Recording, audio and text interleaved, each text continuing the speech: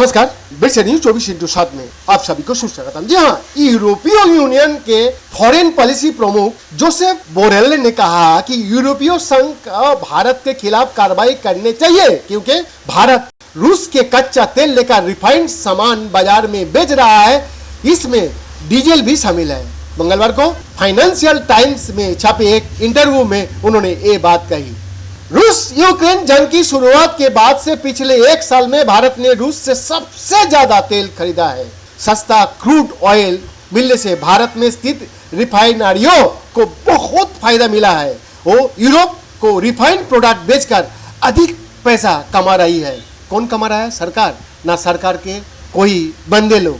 ये स्पष्ट रूप से हम लोगों के पास नहीं आया। जो भी है, बोरेल ने कहा अगर डीजल या गैसोलीन भारत से यूरोप आता है जो कि रूस के तेल से बने हैं, तो फिर ये सदस्य देशों के लिए चिंता का विषय है और उन्हें इसके खिलाफ कदम उठाने चाहिए। भारत का रूस से तेल लेना नॉर्मल है, लेकिन वो अगर रूस के तेल को रिफाइन करने का सेंटर बना रहा है और बने हुए सामान हमें बेचे जा रहा है तो हमें कदम उठानी होगी। बोरेल ने कहा कि उन्होंने भारत के विदेश मंत्री एस जयशंकर से बातचीत में रूस की यूक्रेन पर हमले की जिक्र किया। इसमें फूड सिक्योरिटी का मसला भी शामिल था, लेकिन उन्होंने रूस का तेल का जिक्र नहीं किया। क्यों नहीं किया भाई?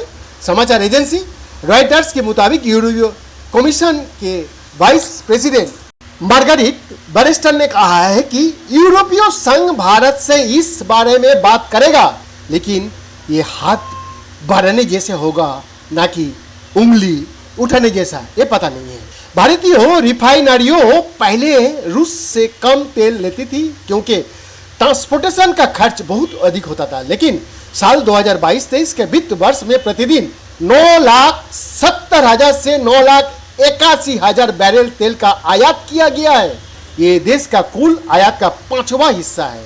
रूस का सबसे बड़े तेल उत्पादक रोसनेफ्ट और शीर्ष भारतीय रिफाइनर इंडियन ऑयल कॉरपोरेशन ने भी भारत को आपूर्ति किए जाने वाले तेल का ग्रेड में पर्याप्त वृद्धि और विविधता लाने के लिए एक टर्म डील पर हस्ताक्षर किया है।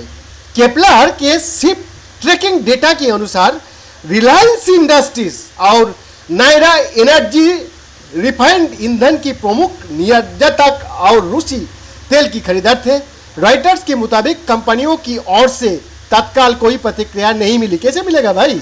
केपलर के मुताबिक यूक्रेन पर रूस की आक्रमण से पहले भारत आमतौर पर यूरोप को औसतन 1,54,000 बैरल प्रतिदिन डीजल और जेट ईंधन की निर्यात करता था। इस साल 5 फरवरी से यूरोपीय संघ द्वारा रूसी तेल उत्पादों के आयात पर प्रतिबंध लगाने के बाद ये बढ़कर 2 लाख बीपीटी हो गया है। बोरेल ने कहा कि रूसी तेल की प्रभाव को रोकने के लिए किसी भी तंत्र को राष्ट्रीय अधिकारियों द्वारा लागू करने की आवश्यकता होगी।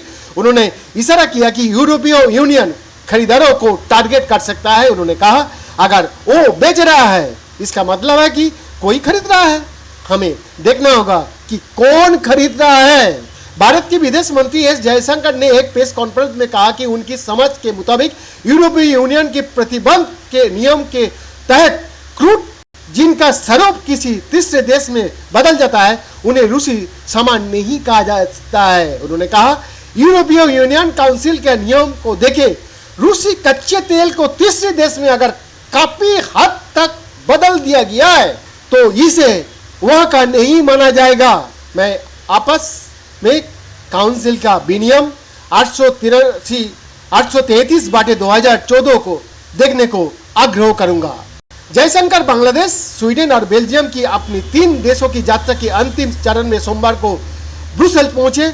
इससे पहले ही जयशंकर ने रूस से भारत की आयात का बचाव किया था और यूक्रेन में सेना कार्रवाई को मद्देनजर रूस के साथ अपने व्यापार को कम करने के लिए नई दिल्ली पर दबाव डालने की अप्रत्यक्ष रूप से पश्चिम की आलोचना की थी। उन्होंने ये भी कहा था यूरोपीय देशों की तुलना में रूस के साथ हमारा व्यापार बहुत छोटे स्तर पर है। 12-13 बिलियन अमेरिकी डॉलर का हमने भी रुपयों और रूसियों के कुछ उत्पादों दिया है। मुझे नहीं लगता है कि लोगों को इसे और किसी तरह से देखना चाहिए। भाई जनदास का रिपोर्ट, बिरसा न्यूज 24/7।